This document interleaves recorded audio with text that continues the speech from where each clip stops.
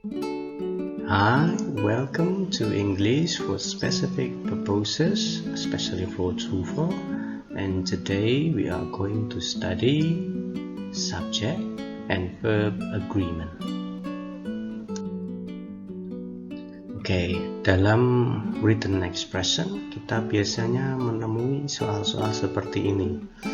A nerve is actually many nerve fiber bound together. In this example, you should notice that the plural quantifier many is accompanied by the singular noun fiber. Many should be accompanied by the plural noun fibers. You should choose under C because C is not correct. Jadi dalam written expression kita diminta untuk memilih mana yang salah, dan yang salah di soal ini adalah C. Kenapa kok bisa C?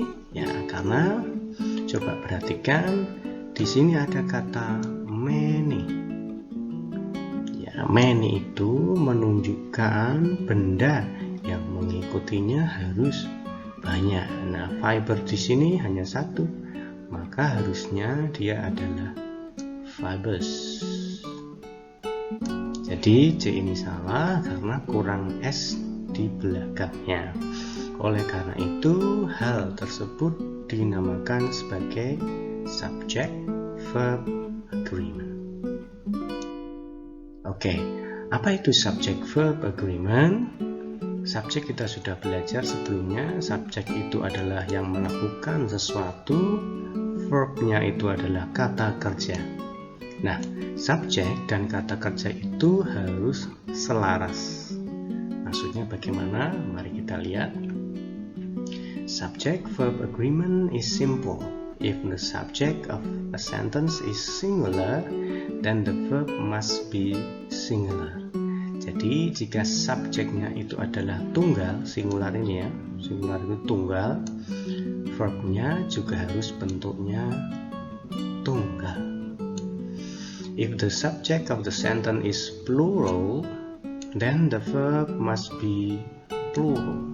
Jika subjeknya itu lebih dari satu atau plural, maka verbnya juga harus plural.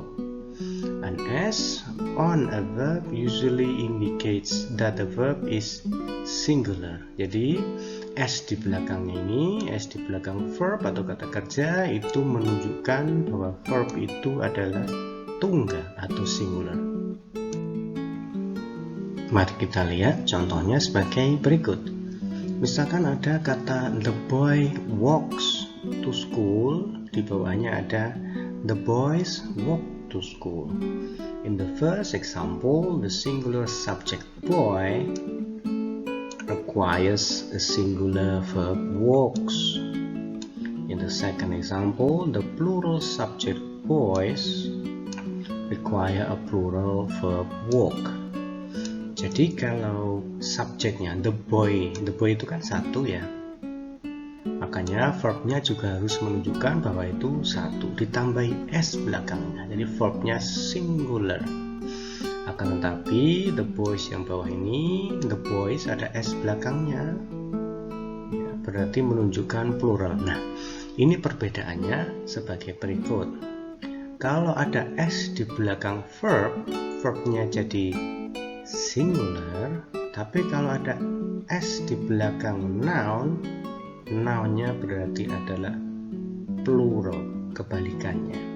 Jadi kalau ada the boys, verbnya berarti harusnya plural.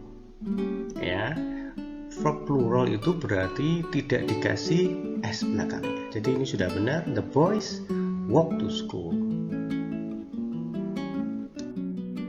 Nah, sometimes prepositional phrases can come between the subject and the verb. If the object of the proposition is singular and the subject is plural, or if the object of the proposition is plural and the subject is singular, there can be confusion in making the subject and verb agree. Nah, contohnya seperti ini. Ada kata the key kan satu ya. The itu menunjukkan satu. Are in the drawer. Salah atau betul ya? Nah, coba kita lihat di bawahnya. The keys, berarti banyak ya. Keysnya banyak. Is in the drawer. Tapi ini kok singular. Gimana penjelasannya? In the first example, you might think that the doors is the subject because it comes directly in front of the verb are. However, the doors is not the subject because it is the object of the proposition to. The subject of the sentence is key, so the verb should be is. Ya, ini salah karena ya ini key ya, bukan doorsnya ini. Jadi the key to the doors berarti bendanya adalah kuncinya, bukan pintunya. Jika bendanya satu, makanya di sini harusnya is. Ya, harusnya the key to the doors is in the drawer. Sebaliknya ada the keys to the door is in the drawer. Salah, karena ini adalah keys. Jadi kata kuncinya atau subjeknya bukan door-nya, tapi kuncinya. Ya, apakah kuncinya di sini singular satu atau banyak? Itu yang menentukan verb-nya nanti.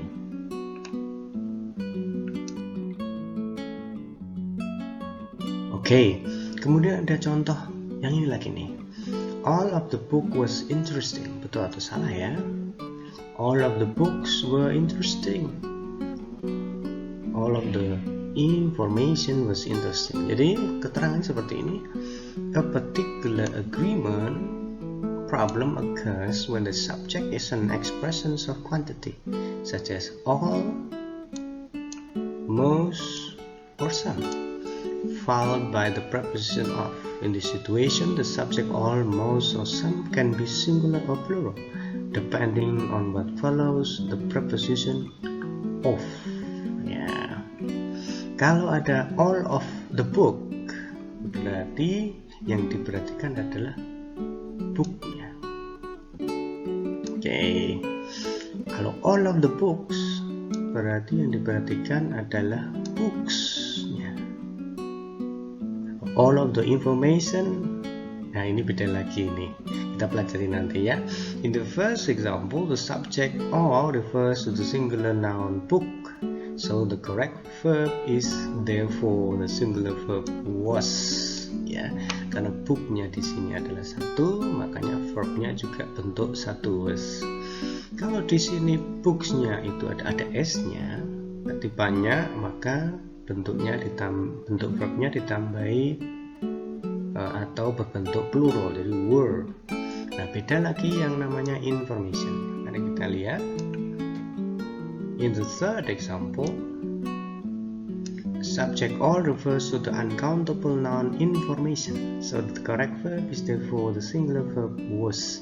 Jadi information itu uncountable, dia tidak satu, tidak banyak, dia tidak bisa dihitung. Kalau dia uncountable, maka verbnya harusnya singular. Ya, jadi dihitung sebagai satu. Jadi ini adalah betul, all of the information was interesting. Jadi diingat, kalau ada seperti ini all, some, most, dan lain-lain, itu tergantung pada noun yang di belakangnya. Berbeda dengan ini, information itu adalah uncountable, jadi verbnya adalah singular. Oke, ada kata-kata everybody di sini ya. Mari kita lihat. Certain words in English are always grammatically singular, even though they might have plural meaning. Ya, ini ada kata everybody are going to the theater. Nah, kalau ada everybody nggak bisa pakai are. Karena apa? Karena everybody is singular and requires a singular verb. The plural verb are going should be changed to the singular verb is going. Ya, jadi ada kata-kata bahasa Inggris yang selalu menjadi singular. Yeah, the following chart lists the grammatically singular words that have plural meanings. Nah, ini harus dihafalkan karena jika ada kata-kata seperti di dalam kolom ini atau di dalam tabel ini, verbnya harus singular. Contohnya apa? Misalkan kata anybody, anyone, anything, everybody, everyone, everything, nobody, no one, nothing, somebody, someone, something. Each plus noun dan juga every plus noun itu verbnya selalu singular. Jadi teman-teman harus selalu diperhatikan, kalau perlu yang ini di dalam tabel ini dihafalkan, karena subject verb agreement biasanya keluar dalam tes-tes TOEFL. Tidak hanya satu, biasanya soal yang keluar mengenai subject verb agreement itu lebih dari satu. Jadi diingat-ingat kalau subjeknya harus sesuai dengan verbnya, atau dibalik, verbnya harus sesuai dengan subjeknya. Jika subjeknya singular atau satu, maka verbnya juga harus satu. Jika subjeknya itu plural atau banyak, maka verbnya harus banyak. Kemudian diingat juga jika subjeknya yang memiliki atau mengandung kata-kata di dalam tabel ini, verbnya selalu singular atau selalu tunggal. I think that's it for today. Thank you very much. See you again next time.